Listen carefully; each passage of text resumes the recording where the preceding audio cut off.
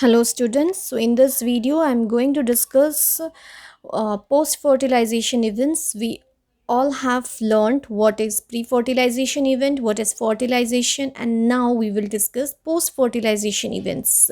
So what are the development that takes place in post-fertilization? So post-fertilization event, it is a series of event, okay, where development of endosperm and embryo takes place, where ovule developed into seeds and ovary into fruit. So we are going to discuss about endosperm development, embryogenesis, how seeds are developed, what are the different parts of seeds. So let us see how endosperms are formed.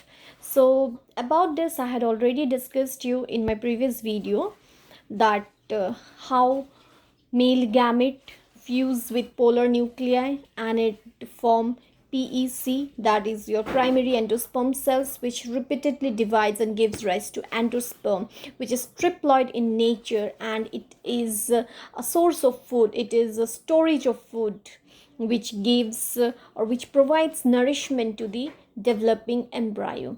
So in this event, what happened?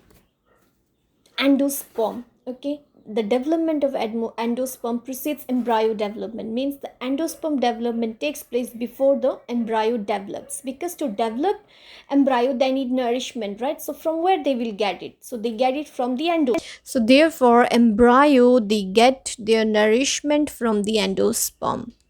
So now we got to know how endosperms are formed, right? And endosperm development, it precedes embryo development.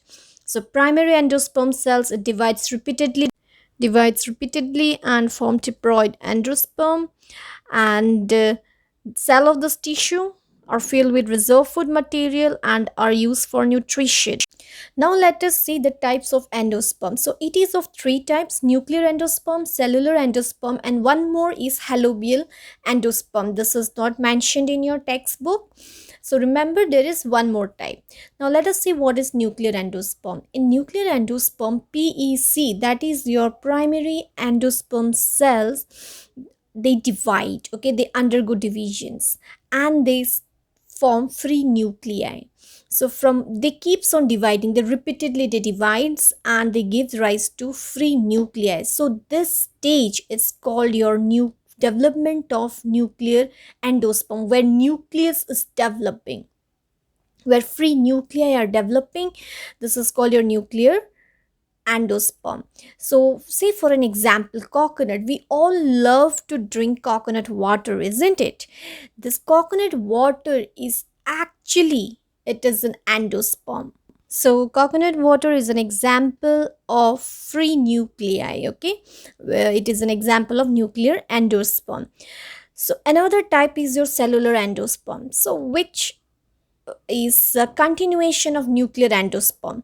What happened? The free nuclei, it undergoes cytokinesis and the cell wall formation takes place, and that cell wall formation leads to cellular endosperm development.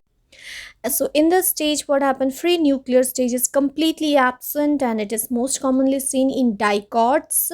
And example, we can take Hostoria. uh, so I hope that these two types are clear to you. So the third one that I told you about is the halobial type, right? So halobial endosperm, it is an intermediate stage of both nuclear endosperm and cellular endosperm. So regarding endosperm, there is one more thing that you should know, that it provides nourishment, right? Since it provides nourishment, so therefore some of the endosperm, they may either be completely consumed by the developing embryo, say for an example pea, groundnut, beans, and before seed maturation, or it may persist in mature seeds like castor and coconut and may be used up during seed germination, okay. Either it is used up or consumed by the developing embryo or during seed germination. I hope that development of endosperm is clear to you. So next topic we will discuss embryo.